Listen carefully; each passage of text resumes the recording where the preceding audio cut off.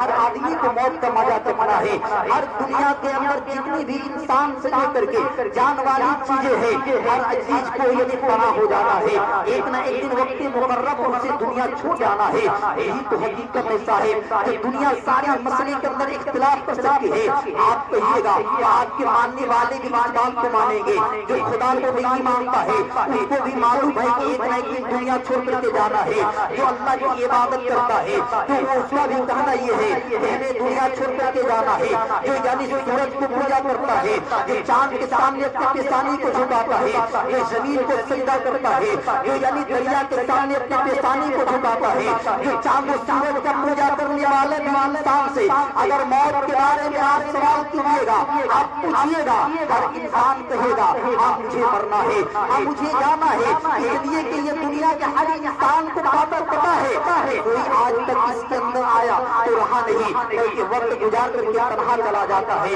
کوئی 10 سال زندگی گزارتا ہے, کوئی 50 سال گزارتا ہے, کوئی 100 سال گزارتا ہے, کوئی 150 سال زندگی گزار لیتا ہے, لیکن وہ دنیا چھوڑ کر کے چلا جاتا ہے. اگر یہ موت خریدنے کی بات ہوتی تو یعنی انسان اپنی پوری جائیداد بیچ دیتا, اپنی پوری دولت کو لگا دیتا اور اپنی دنیا اپنی زندگی کو خرید لیتا, اپنی موت کو خرید لیتا. لیکن اللہ تعالیٰ نے ایسا بنایا ہی نہیں ہے, بلکہ یہ امتحان گاہ ہے. آج جتنے دیر آپ بیٹھے ہوئے ہیں یہ مسافر خانہ ہے, یہ آپ کے لیے مسافر خانہ ہے, اس اسلام کے ماننے والے کے لیے مسافر خانہ ہے. یہاں چند دن کے لیے آئے ہیں, یہاں سے کچھ کر کے ہمیں جانا ہے, پلٹ کر پلٹ سے ڈھیری کوٹری کا سامنا کرنا ہے. کل میدان محشر میں رب کے سامنے کھڑے ہو کر کے گواہی حساب و کتاب دینا ہے. کل مصطفیٰ جان رب کے سامنے اپنے چہرے کو دکھانا ہے. کل یعنی نفسی نفسی کے عالم میں ہمیں کھڑا کیا جائے گا, ہمیں تمام لوگوں کے سامنے اٹھائے جائے گے, ساری دنیا کے انسانوں کو اٹھایا جائے گا. ہر انسان وہاں کھڑے ہو کر کے ایک ایک پائی پائی کا حساب دے گا, ایک ایک لمحے کے حساب دے گا, ایک ایک یعنی گھنٹے کے حساب دے گا, ایک ایک لمحے کی جو برائی چھپ کر کے کیا ہے اس کو بھی حساب دینا پڑے گا. جو یعنی سر عام یعنی برائی کیا ہے اس کو بھی حساب دینا پڑے گا. البتہ دنیا کا کوئی ایسا انسان نہیں ہے جو اللہ تعالیٰ کے سامنے اپنا حساب کو نہ رکھے, اپنے حساب یعنی اللہ کے سامنے نہ دے. اس سے ساری دنیا واقف ہے, اسے ہر انسان جانتا ہے. لیکن سلام الدین بتانا چاہتا ہے کہ دنیا کے انسان ذرا تو غور کرے, یعنی انسان جب مرے گا, جب انسان دنیا سے جائے گا, جب انسان کو معلوم ہے کہ یہ میں یعنی مسافر خانہ ہے, یہاں چند لمحے کے لیے ہم پیدا کیے گئے ہیں, دنیا گزار کر کے چلا جانا ہے. اصل گھر وہاں ہے, ہمیں دنیا چھوڑ کر کے جانا ہے. لیکن اصل گھر کی تیاری کتنے لوگ کیا کرتے ہیں, پورے بھارت نہیں بلکہ پورے ملک کے لوگوں کو یعنی جائزہ لیا جائے, پورے ملک کے لوگوں کو اکٹھا کر کے سوال کیا جائے, پوچھا جائے کہ انسان تجھے مرنا ہے, ہر آدمی کہے گا ہاں مجھے مرنا ہے. تو صاحب یہ انسان کی فطرت ہے, یہ انسان کا دستور ہے. کوئی چیز آنے سے پہلے یا کہیں جانے سے پہلے اس کا جو سامان تیار کرتا ہے, کہیں کسی کو یعنی جانا ہوتا ہے تو پہلے سے اس چیز کی تیاری کیا جاتا ہے, پہلے سے انسان سجتا ہے, پہلے سے انسان لباس کو یعنی سنوارتا ہے, پہنتا ہے, پھر غسل کر کے تیار ہو کر کے کہیں جاتا ہے. لیکن ایک انسان کا تجھے پتا نہیں ہے, ایک مسلم کے وہ نوجوانوں کا تجھے پتا نہیں ہے کہ ہمیں قبر کے اندر مصطفیٰ کا جلوہ دکھنا ہے, ہمیں مصطفیٰ کے جلوہ دکھائی جائے گی. وہاں کونین کے تاجدار آئیں گے, اس اندھیری کوٹری میں مصطفیٰ جانے احمد آئیں گے تو اپنے دیوانوں کو دیکھیں گے. اس دیوانوں کو دیوانے کے لیے مصطفیٰ نے یعنی اس مصطفیٰ نے اپنی امت کے لیے کیا نہیں کیا ہے صاحب. ساری مصیبتیں امتی کے لیے اٹھایا ہے, ساری سنکٹوں کا برداشت امتی کے لیے کی گئی ہے, ساری پریشانیاں مصطفیٰ جانے اپنی امت کے لیے کیے گئے یعنی کیے ہیں. امتی جب جائے گی, جب یہی انسان بن کر کے یعنی قبر کے اندر جائے گا تو اپنا چہرہ کس طریقے سے دکھائے گا, اس آمنہ کے لال کے سامنے اپنے چہرے کو کیسے دکھائے گا, کیا کہے گا یا رسول اللہ. آپ پیدا ہو کر کے آمنہ کے گود میں آئے تو رب العالمین کی صدائے بلند کرتے آئے, اپنے رب کی بارگاہ میں عریضہ پیش کرتے آئے. اور کل میدان محشر ہوگا تو مولا سارے نبی اپنی خاطر یعنی کوئی اپنی خاطر میں رہے گے. آدم سے لے کر کے تمو بیس 1,24,000 انبیاء اپنی طرح سے بھی پریشان رہیں گے. لیکن اے آمنہ کے لال, آپ کسی اور کے لیے پریشانی نہیں اٹھائیے گا, بلکہ آپ کا پریشانی اسے اللہ کی بارگاہ میں جھکے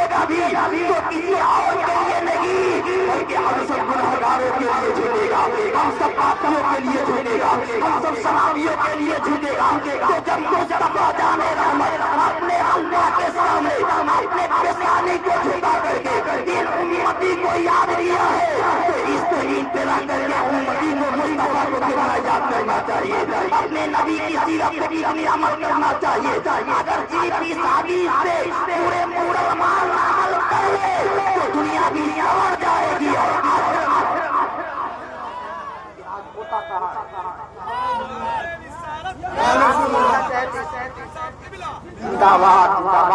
صاحب میں بتانا چاہوں گا آپ کے بدن کے اندر گرمی آ گئی، اس لیے میں نے بولا صاحب آئیے میں بتانا چاہوں گا آپ کو بھی مرنا ہے، ہمیں بھی جانا ہے۔ آج جس کے یعنی سال سوال کے جو غیر سے اکٹھے کیے گئے ہیں صاحب، آج سے سال بھر پہلے یہی صاحب ہمارے اور آپ کے درمیان رہا کرتے تھے، کوئی نہیں جانتا کہ ان کی موت آنے والی ہے۔ ہم لوگ بھی حیرت میں پڑے تھے، آپ بھی حیرت جگہ تھے، اچانک ہی چلتا پھرتا کھاتا پیتا بولتا چلتا ساری چیزیں ہوتا، لیکن اچانک انسان چلا یعنی گیا کیسے گیا؟ آخر یہ انسان دنیا چھوڑ کر کے کیسے چلا گیا؟ آپ نے یا ہم نے ابھی میں آپ کے سامنے خطاب کر رہا ہوں، ابھی سعید الرحمان آپ کے درمیان بول رہے ہیں، کوئی نہیں جانتا ہے کہ موت کے موت آ جائے، موت یعنی کب یعنی انسان اپنے جانے اپنے ممالک کے درگاہ میں چلا جائے، کسی کو پتا نہیں میری موت کب آئے گی، میں دنیا چھوڑ کر کے کب جاؤں گا، تو جانے کے لیے تیاری تو کر لیا جائے۔ آؤ اس منظر کو ذرا ملاحظہ فرمائیے،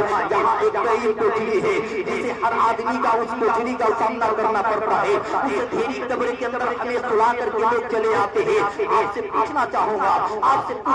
گا آپ ایک کمرے بنائیے، آپ ایک انڈر گراؤنڈ ایک روم بنائیے، چاروں طرف سے اسے پلسٹر کروا دیجیے، چاروں طرف سے اس کمرے کو ڈھک دیجیے، ایک بھی روشنی اس میں نہ لگائیے، ایک بلب کا انتظام اس میں نہ کیجیے کہ آپ کو اس دھیری کوٹری میں آپ کے بنائی ہوئی وہ کمرہ، آپ کا یہ محنت اور پیسہ لگائے ہوئے کمرے کو اگر بنا کر کے اس میں آپ کو 2 گھنٹے کے لیے کہا جائے کہ آپ 2 گھنٹہ جا کر دن میں آرام کیجیے، آپ کا دم گھٹنے لگ جاتا ہے، آپ اس میں پریشان ہو جائیے گا، آپ اس میں بیتاب ہو جائیے گا کہ مجھ سے رہا نہیں جاتا ہے، یا تو کہیں اجالے کی اپنے کو کہیں سے روشنی آنا چاہیے یا کہیں سے بلب کا انتظام کرنا چاہیے۔ یہ انسان کی فطرت ہے، لیکن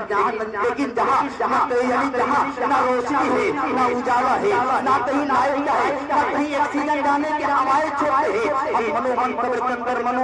کے اندر مٹی میں دفن کر کے چلے آتے ہیں، پلٹ کر کے واپس ہم اپنے گھر چلے آتے ہیں۔ کل تک جو دعویٰ کیا تھا، کل تک جو میرا بیٹا کہا کرتا تھا کہ میرا باپ اگر نہیں رہے گا زندہ تو میں بھی مر جاؤں گا، کل تک اس کی بیوی کہہ رہی تھی کہ میں اس کے ساتھ یعنی میں اس کے ساتھ نہیں چھوڑوں گی، یعنی زندہ رہوں گی تو اس کے ساتھ، موت یعنی مروں گی بھی تو اس کے ساتھ، لیکن آج چند لمحے کے بعد وہ تیری نام بھی بھول چکے ہیں، چند لمحے کے بعد میرے قبر کے نشان لوگ بھول چکے ہیں۔ اے انسان تیری تقاضا یہی ہے، تیری فطرت یہی ہے، تیری مراد یہی ہے، تو آؤ نہ اس قبر کی اندھیری کوٹری کا تیاری کر لیا جائے۔ دردناک خوفناک سے ہر آدمی کو اس سے یعنی اس سے گزرنا ہے، کوئی اس سے انکار نہیں ہے، ہر آدمی اس مسافر کا راستے کو طے کرے گا، ہر آدمی اس منظر سے گزارا جائے گا، اس راستے سے ہر انسان کو گزارا جائے گا۔ آؤ میں سوال کرنا چاہتا ہوں اور بتانا چاہتا ہوں، اے اللہ تبارک و تعالیٰ سبوں کو پیدا کرنے والا ہے، ہم سب کا خالق و مالک اللہ ہے،